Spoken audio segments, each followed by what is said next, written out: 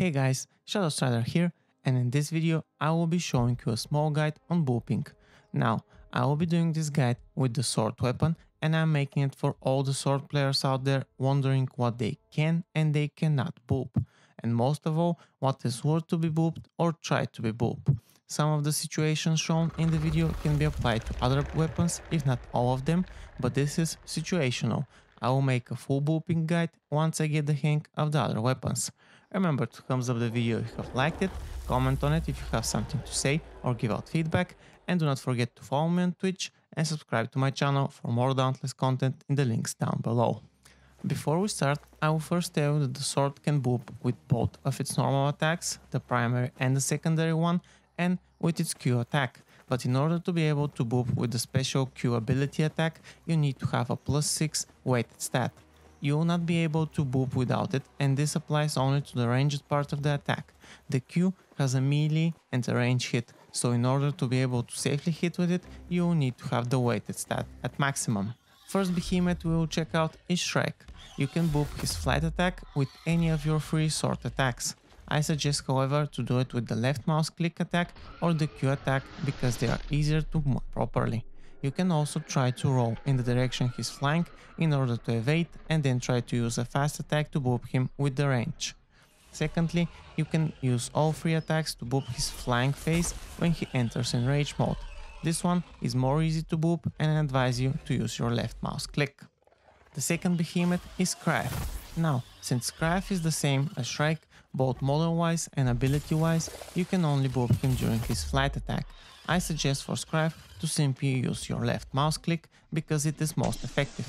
If you have stacked the 6 points of weighted cells, then use the Q since it is the safest one. The third behemoth is Karn. Now, Karn has 2 booping phases.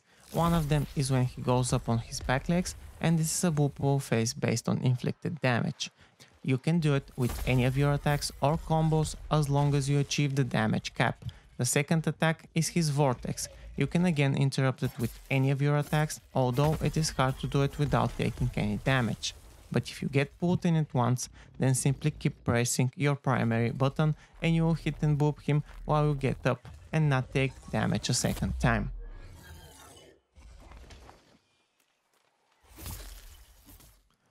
Fourth behemoth is Embermane. You can interrupt his long and short charges attacks with any of your 3 sword attacks. I suggest to use the one which you can time best so not to take damage. For me, the secondary strike works better than the primary one, but it's easy to get the hang of timing after a couple of tries.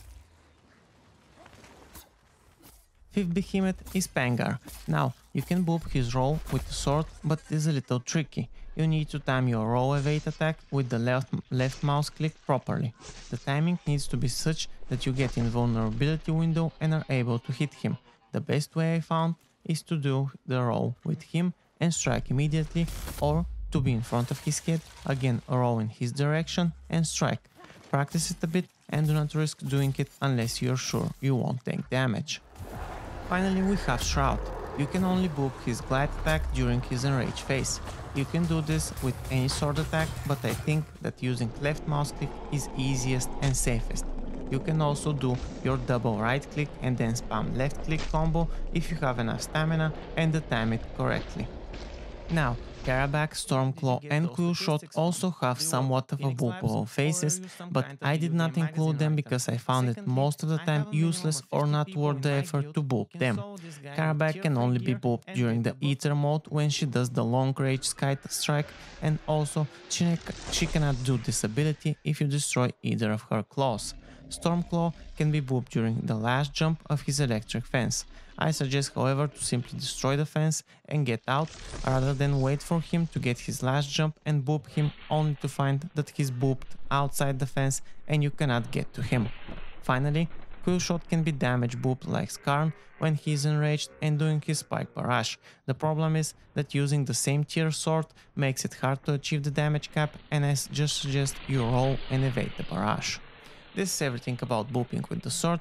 I hope you enjoyed this video and I hope you learned something.